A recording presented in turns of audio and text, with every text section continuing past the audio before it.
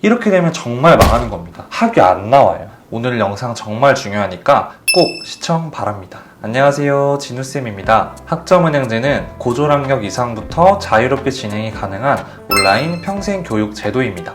누구나 시작할 수 있고 부담되지 않는 비용으로 빠르고 쉽게 학위를 얻을 수 있기 때문에 굉장히 다양한 분들에게 활용되고 있는 제도가 바로 학점은행제인데요. 올바른 정보를 갖고 안전하게 진행하고 있는 분들이 있는 반면에 잘못된 정보를 갖고 진행하시다가 낭패보는 분들의 비중도 최근 들어 꽤나 많아졌다고 합니다. 그래서 오늘은 이런 유형이 더 이상 없길 바라는 마음에서 학점은행제를 하는 학생분들 중 망하는 길로 가는 3가지 유형에 대해서 알려드리도록 하겠습니다.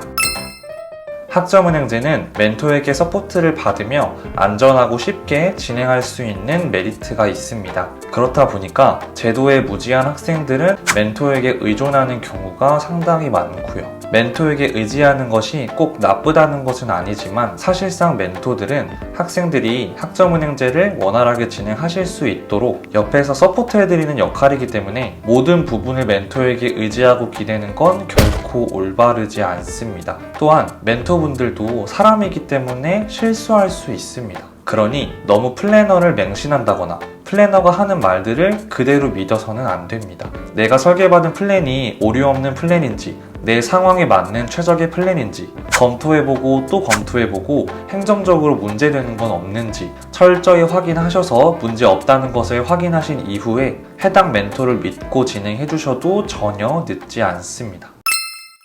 학점은행제를 진행하는 학생이라면 제도에 대한 기본적인 개념들과 정보들을 알고 있는지 없는지에 따라 설계받은 플랜을 스스로 자가 진단해 볼 수 있기 때문에 제도에 대한 기본 개념과 기초 정보를 아는 것은 정말 중요합니다. 우선 많은 분들이 헷갈려 하시는 게 뭐냐면 학위 취득 요건인데요. 전문학사는 80학점 이상, 학사학위는 140학점 이상을 따야 된다는 건 대부분 잘 알고 계시지만 전공학점과 교양학점이 최소 몇 학점 이상이어야 학위가 나오는지 모르고 진행하시는 분들이 꽤나 많더라고요. 자, 제가 딱 정리해 드릴게요. 2년제 전문학사는 최소 전공 45학점 이상, 최소 교양 15학점 이상 기준은 꼭 맞춰주셔야 하면서 일반 학점은 최대 20학점까지만 인정이 되는데 굳이 일반 학점을 안 채워주셔도 됩니다. 즉, 전공 50, 교양 30으로 전문학사 과정을 진행하셔도 상관없습니다. 4년제 학사학위는 최소 전공 60학점 이상, 최소 교양 30학점 이상 기준을 맞춰주면서 일반 학점은 최대 50학점까지만 인정이 되는데 전문학사 때와 동일하게 일반 학점은 굳이 안 채워주셔도 됩니다. 그리고 전공 필수 학점에 대한 개념도 꼭 아셔야 하는데 4년제 경영학사를 기준으로 설명드리자면 전공 필수 9과목으로 되어 있으니 4년제 경영학사를 받으시려면 앞서 말씀드린 학위 취득 요건 충족뿐만 아니라 전공 필수 학점도 꼭 봐주셔야 합니다. 그래서 위에 전공 필수 9과목을 다 수강해서 전공 필수 27학점을 메꿔주시거나 아니면 전공으로 인정되는 자격증을 따서 전필 수강 과목 학점을 합쳐서 전공 필수 27학점을 꼭 넘겨주셔야 합니다.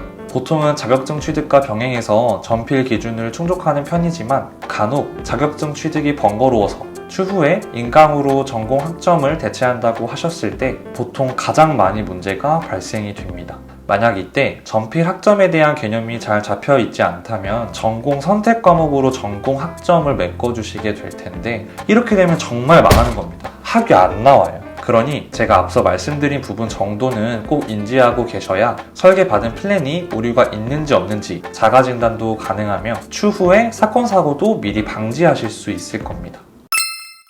학점은행제에 대해 많이 알아보신 분들은 교육원이 상당히 많다는 것도 알고 계실 거고 교육원별로 금액도 천차만별이라는 것도 잘 알고 계실 겁니다. 너무 저렴하다고 안 좋지도 비싸다고 꼭 좋은 것도 아니지만 너무 비용에만 초점을 두고 따지시게 되면 정작 멘토의 역량이나 실질적인 관리 부분이 아닌 당장 내야 되는 비용적인 측면만 고려하는 경우가 많아 장기적으로 보았을 때 결코 현명한 건 아닙니다. 그렇다면 왜 교육원별로 금액 차이가 발생이 될까요? 우선 저렴한 교육원 특징은 멘토가 따로 없고 교육원을 행정적으로 운영하는 행정 직원들은 있다 보니까 초기 상담 때와 도중에 시스템 문제가 생길 때 그리고 다음 학기 수강 신청해야 할 때만 원활하게 소통이 되기 때문에 학생 스스로가 모든 학습 과정을 공부하고 이해하고 해결해야 되는 시스템이라고 보시면 됩니다. 만약 이미 학점은행제에 대한 이해도가 높고 이전에 진행하신 이력이 있어서 멘토 없이 혼자서 진행해도 큰 부담이 없다든지